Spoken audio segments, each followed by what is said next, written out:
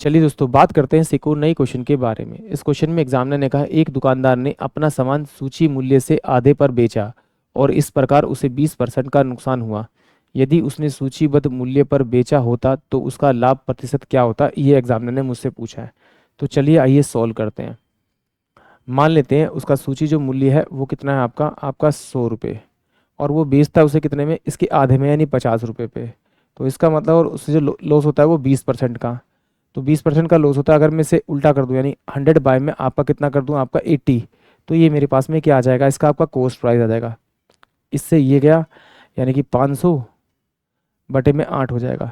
इसको इक्वल करने के लिए मैं इससे मल्टीप्लाई करता हूँ, यानी 500 रुपये उसका अगर सीपी था, क्रय मूल्य था, तो एमआरपी प्राइस उसने रखा था उसका 800 रुपये।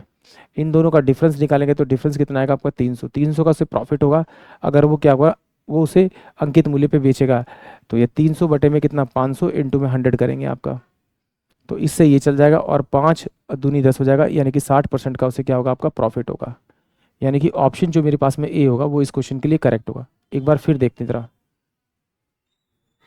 देखिए, माना कि उसका जो अंकित मूल्य था वो 100 रुपये था, तो वो 100 रुपये वाली चीज़ को 50 रुपये में बेच रहा है। जब वो 50 रुपये में बेच रहा है तो उसे क्या हो रहा है, लॉस हो रहा है। कितने परसेंट का लॉस हो रहा है आपका, 20% का लॉस हो रहा है।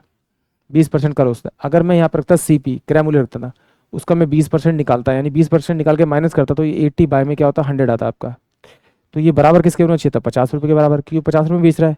तो सोल्व करेंगे तो सी पी इजकल टू कितना हो जाएगा आपका 50 इंटू में 100 बाय में 80। तो सेम वही मैं यहाँ पे रूल फॉलो किया है कि इसको अगर मैं 100 बाय में आपका 80 से मल्टीप्लाई करूँगा तो मेरे पास क्या आ जाएगा, आपका कॉस्ट प्राइस आ जाएगा।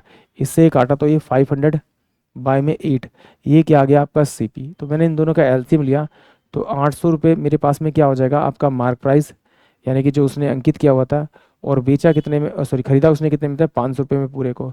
तो इसके बीच में डिफरेंस क्या, अगर वो अंकित मूल्य पे ही बेचता तो उसे 300 रुपये का प्रॉफिट होता। 300 बटे में 500 इंटू में 100 करेंगे तो आपका 60% का प्रॉफिट उसे होगा आपका। यानी कि ऑप्शन जो मेरे पास में ए होगा वो इस क्वेश्चन के लिए करेक्ट होगा। आई होप आप सभी क्वेश्चन समझ में आया होगा।